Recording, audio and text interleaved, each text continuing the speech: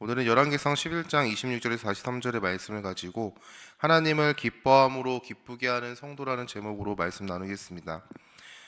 성도는 하나님의 사랑을 받은 존재입니다. 사랑이라는 단어를 받았다는 문장이 정확하게 이해할 수는 없지만 성도는 하나님의 사랑을 받았으며 그 사랑을 누리며 살아가는 존재입니다.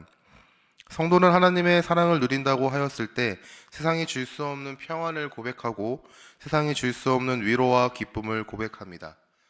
표현이 어떠하였든 성도는 하나님의 사랑을 받은 자이며 하나님의 사랑 안에서 살아가는 것이 성도의 삶입니다.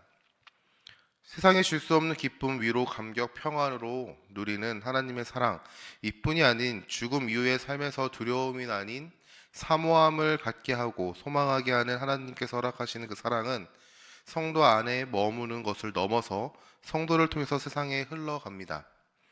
그리고 세상과는 다른 성도의 모습, 사랑하고 섬기고 양보하고 정의롭고 온유한 그러한 성도의 모습을 통해서 저 사람들은, 저 존재는, 그리고 저 공동체는 다르다 한 것들을 인지하는 것이죠. 하나님의 사랑은 단순히 나 혼자 누리는 것을 넘어서 우리의 삶의 모습과 하나님의 말씀에 순종함으로 세상을 향해 흘러갑니다. 그러하기에 그 사랑을 누리는 성도는 당연하게 더욱 하나님의 사랑을 사모하고 그 사랑 안에서 거하는 것을 기뻐하는 것이죠. 이러한 하나님의 사랑에 대해서 성경은 죄인된 우리에게 허락된 사랑이다라고 고백합니다. 로마서 5장 8절 말씀입니다. 우리가 아직 죄인 되었을 때에 그리스도께서 우리를 위하여 죽으심으로 하나님께서 우리에 대한 자기의 사랑을 확증하셨느니라. 아멘.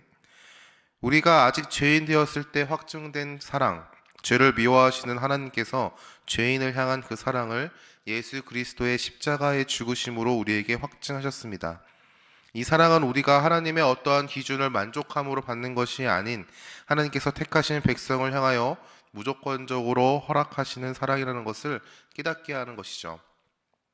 이 사랑은 우리가 절대 누릴 수 없는, 좀 더 객관적으로 이야기하자면 누리면 안 되는 사랑인데 하나님께서는 선택하신 백성을 부르시고 하나님의 자녀, 사랑하는 아들, 딸이라고 여기시며 의롭다라고 선포하십니다. 우리에게 은혜로 주어진 하나님의 사랑인 것이죠. 하지만 안타깝게도 이러한 하나님의 사랑을 오해하는 성도가 있습니다. 조건이 없는 하나님의 사랑을 자신의 유익과 만족을 위해서 사용하고 범죄함에 있어서 찾아오는 죄책감을 외면하기 위해 하나님의 사랑을 가져다가 붙이고는 합니다. 그리고 범죄함, 불순종을 정당화하고 불순종 가운데 머물며 하나님의 사랑을 오해하고 오용하고 왜곡하는 모습을 보이는 것이죠. 이러한 모습은 어디 이단들이 보이는 모습뿐만이 아니라 하나님의 자녀, 성도라고 고백되어지는 우리들에게도 보이는 안타까운 모습일 때가 있습니다. 죄의 경중을 따지며 이 정도는 괜찮다고 스스로를 타협하고 누군가의 잘못을 정죄하는 모습, 이러한 모습이 하나님의 사랑을 오해하는 모습일 것입니다. 그러나 감사하게도 하나님의 사랑은 우리를 끝까지 인도하십니다. 죄의 늪에서 허우적거리지 않게 깨닫게 하시고 회개하게 하시고 어둠 가운데 거하지 않게 빛으로 우리를 인도하시는 것이죠. 그리고 깨달은 하나님의 사랑을 의지함으로 성도는 다시 한번 하나님 나라의 백성의 삶을 누리며 살아가게 됩니다. 이처럼 오늘의 말씀은 범죄한 솔로몬을 사랑하시는 하나님의 모습을 그려내고 있습니다. 오늘 말씀은 솔로몬이 하나님께 범죄함으로 인해 받게 되는 심판의 시작을 서술하고 있는 것이죠. 열왕기상 11장 1절에 3절의 말씀을 보면 솔로몬이 하나님께 어떠한 범죄를 하였는지에 대해서 서술합니다. 열왕기상 11장 1절에 3절 말씀입니다. 솔로몬 왕이 바로의 딸 외에 이방의 많은 여인을 사랑하였으니 곧 모압과 암몬과 에돔과 시돈과 헷 여인이라. 여호와께서 일찍이 이 여러 백성에 대하여 이스라엘 자손에게 말씀하시기를 너희는 그들과 서로 통혼하지 말며 그들도 너희와 서로 통혼하게 하지 말라. 그들이 반드시 너희의 마음을 돌려 그들의 신을 따르게 하리라 하셨으나 솔로몬이 그들을 사랑하였더라. 왕은 후궁이 700명이요 첩이 300명이라. 그의 여인들이 왕의 마음을 돌아서게 하였더라. 아멘. 솔로몬은 하나님께서 명령하신 대로 이스라엘의 12지파의 사람 중에서가 아니라 다른 나라의 공주와 결혼하였다라고 성경은 얘기합니다.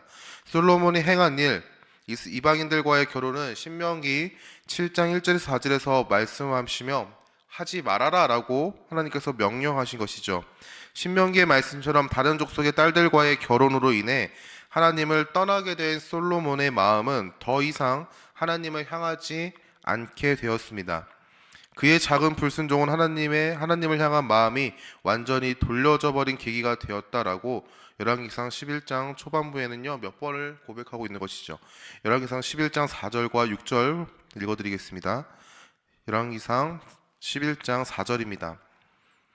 솔로몬의 나이가 많을 때에 그의 여인들이 그의 마음을 돌려 다른 신들을 따르게 하였으므로 왕의 마음이 그의 아버지 다윗의 마음과 같지 아니하여 그의 하나님 여호와 앞에 온전하지 못하였으니 6절입니다.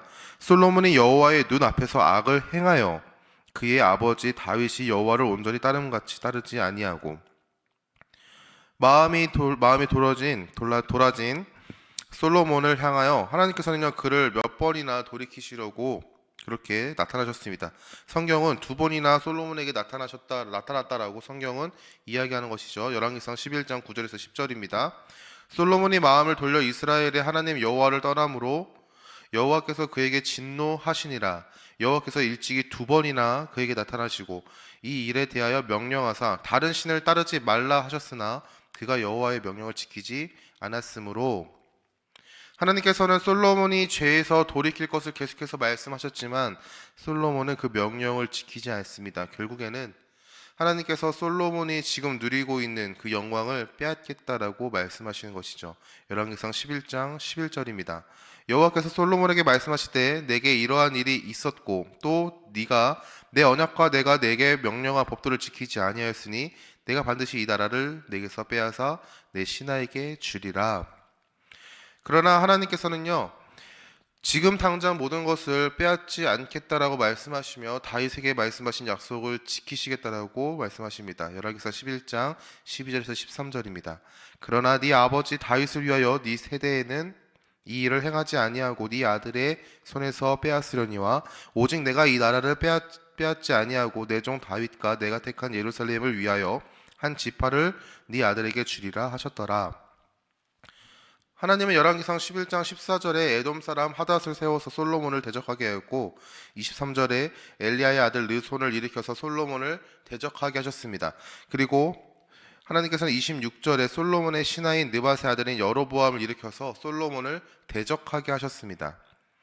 여로보암으로 인해 솔로몬은 다음 왕인 르호보암의 때에 이스라엘은 하나님께서 말씀하신 대로 10개의 지파와 1개의 지파로 나뉘게 된 것이죠.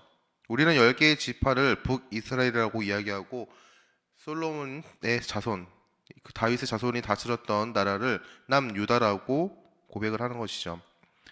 솔로몬의 범죄함으로 인한 결과는요 이스라엘의 분열이 되었습니다. 하나님께서 솔로몬을 심판하시면서 행하시겠다라고 하신 예언이 성취되었던 것이죠. 하나님의 백성, 하나님의 나라인 이스라엘을 다스리던 왕 솔로몬은 참으로 겸손한 왕이었고 백성을 위하는 왕이었고 하나님의 말씀에 순종하는 왕이었습니다. 그러한 그가 범죄하였고 자신이 누리는 영광을 빼앗기는 결과를 마주하게 된 것이죠. 그러나 하나님께서는 다윗에게 약속하신 다윗의 후손을 통하여 영원한 하나님의 나라를 세우시겠다는 그 약속을 지키시며 영원한 심판은 행하지 않겠다라고 약속하십니다. 열왕기상 11장 39절에 이렇게 고백합니다. 내가 이로 말미암아 다윗의 자손을 괴롭게 할 것이나 영원히 하지는 아니하니라 하셨느니라 한지라. 솔로몬의 모습은 우리의 모습을 보게 합니다. 예수 그리스도의 은혜로 구원받은 성도가 하나님의 사랑을 잃어버린 그 모습, 그 잃어버린 모습 가운데, 삶의 모습 가운데 우리를 돌이키시기 위하여 깨닫게 하시고 찔림을 주시고 누군가를 통해서 돌이키게 하시지만 하나님의 일하심에 반응하지 않고 살아가는 그러한 모습, 그리고 그 모습 가운데 돌이키시기 위해서 행하신 하나님의 벌하심을 우리는 바라보게 되는 것이죠. 하나님의 벌하심을 마주할 때 우리는 하나님을 향하여 회개하고 돌이키는 것이 아니라 때로는 오히려 하나님을 향하여 원망하는 잘못됨을 보이기도 합니다. 사랑하는 성도 여러분, 성도의 삶은 순종의 삶입니다. 하나님의 말씀인 성경에 기록된 말씀에 순종하는 삶이 성도의 삶인 것이죠. 하나님께서 우리의 마음을 감동하시고 우리에게 하나님의 말씀으로 말씀하시는 그 인도하심에 순종하는 삶이 성도의 삶입니다. 성도에게 하나님께서는 순종을 요구하시고 성도는 그 순종에 기뻐함으로 참여하는 것이죠. 이러한 순종은 단순하게 우리가 무언가를 이루기 위해서 행하는 순종이 아니라는 것을 우리는 기억해야 합니다. 우리의 순종은 예수 그리스도께서 완성하신 하나님의 말씀에 완전한 순종에 믿음으로 반응하는 순종인 것이죠. 우리에게 허락된 구원의 기쁨 안에서 우리는 기뻐함으로 하나님을 기쁘시게 하는 순종을 행합니다. 이 순종은 무언가를 얻기 위해 공로를 위한 발버둥이 아니라 예수 그리스도 안에서 허락된 구원의 기쁨에 대한 우리의 당연한 반응인 것이죠. 사랑하는 성도 여러분, 순종할 수 있는 그 이유는 우리 안에서 나오지 않습니다. 칼빈은 순종에 대해서 다음과 같이 말하였습니다. 구속의 사역을 다 이루신 중보자 예수 그리스도가 지금도 여전히 성도를 위하여 중보하시기 때문에 성도는 예가 되신 예수님께 아멘하여 예수님의 공로를 자신의 것으로 삼게 된다. 구속의 사역을 다 이루셨다는 것은 말씀에 온전히 순종하심으로 의를 완성하시고 십자가를 지심으로 우리의 죄를 대신 지셨고 죽으심으로 죄에 대한 만족을 이루셨다라는 것들을 이야기합니다. 예수님께서 공생의 기간 동안 하신 사역인 것이죠. 구속의 사역을 다 이루신 중보자 예수 그리스도께서 지금도 여전히 우리를 위하여 중보하시기 때문에 성도는 예가 되신 예수님께 모든 것을 이루신 예수님을 믿음으로 아멘하여 예수님의 공로 이를 자신의 것이 된다라고 이야기하는 것입니다. 믿음으로 예수님께서 행하신 일에 반응함으로 우리는 순종을 이룰 수 있는 것이죠. 그 순종은 열매를 맺습니다. 갈라디아서 5장에 순종, 즉 성령의 9가지 열매에 대해서 이야기하고 있는데 갈라디아서 5장 22절 23절의 말씀을 보면 사랑과 희락과 화평과 오래 참음과 자비와 양선과 충성과 온유, 절제, 성령의 9가지 열매를 맺는다라고 얘기합니다. 순종은 우리의 능력으로 행하는 것이 아닙니다. 순종은 예수님께서 나를 위해서 하신 일, 복음을 믿음으로 반응할 때 드러나는 당연한 삶의 모습이 바로 하나님의 말씀에 순종인 것이죠. 예수님께서 이루신 일에 기뻐함으로 참여하는 것으로 우리는 순종을 이루게 됩니다. 말씀을 맺겠습니다. 솔로몬의 불순종은 하나님 앞에서의 범죄함이 되었습니다. 그 불순종은 하나님을 향한 마음을 돌리는 결과를 만들었고 이 결과는 솔로몬 자신에게만 내려진 심판으로 끝난 것이 아니라 하나님의 나라인 이스라엘을 둘로 나누는 결과를 만들었습니다. 순종은 우리의 힘으로 이룰 수 없습니다. 우리는 죄로 인해 하나님의 말씀과는 반대로 나아가려고 하는 태생부터 범죄함을 추구하기 때문이죠. 그러하게 우리는 예수 그리스도가 필요합니다. 예수님께서는 우리를 잘 아시고 우리 가운데 오셨고 모든 말씀에 순종하셨으며 십자가를 지시고 하나님께 드려지는 화목 제물이 되셨습니다. 우리의 순종은 예수 그리스도께서 이루신 순종에 믿음으로 반응하는 것으로 시작됩니다. 하나님께서 허락하신 기쁜 소식에 기뻐함으로 우리는 하나님을 기쁘게 할 수 있는 것이죠. 우리의 순종은 단순한 행위가 아닌 믿음으로 시작되는 행위입니다. 또한 이 순종은 우리의 힘과 능력으로만 이루는 것이 아닙니다. 예수 그리스도로 인해 구원받은 성도는 성령 하나님을 받아들이게 됩니다. 우리 안에 성령 하나님께서 계시는 것이죠. 그리고 성령 하나님께서는 우리를 인도하십니다. 그러하게 우리는 성령 하나님을 의지함으로 순종함을 이루어 나아갈 수 있습니다. 성령 하나님을 의지한다는 것은 믿음이 전제된 행동임을 우리가 이해해야 하는 것이죠. 하나님께서는요 10월을 허락하셨습니다. 추석 연휴가 끝나면 다시 일상으로 돌아갈 것입니다. 세상은 언제 그랬냐는 듯이 다시 바쁘게 움직일 것이고 사람들은 또 허락되는 이 하루하루를 불평과 불만을 늘어놓으며 살아갈 것입니다. 자녀들은 학교에 갈 것이고 배우자는 회사로 나아갈 것이고 또한 성도님들도 각자 하나님께서 허락하신 자리로 나아갈 것입니다. 그러한 삶에 하나님께서는 우리에게 하나님의 자녀된 삶을 요구하시는 것이죠. 하나님의 사랑을 누리는 성도로서의 삶에 성령의 열매 맺기를 축원합니다. 성령의 열매는 믿음으로 순종할 때 이루어지는 것입니다. 그 열매는 하나님께 기쁨이 되는 것이죠. 허락하신 생명 오늘을 살아가는 가운데 하나님을 기뻐함으로 하나님께 기쁨을 드릴 수 있는, 기쁨을 올려드리는 우리가 되기를 소망합니다. 하나님을 기뻐함으로 기쁘게 하는 성도의 삶을 살아내는 더시티 사랑의 교회 모든 성도님들 되기를 예수님의 이름으로 축원합니다.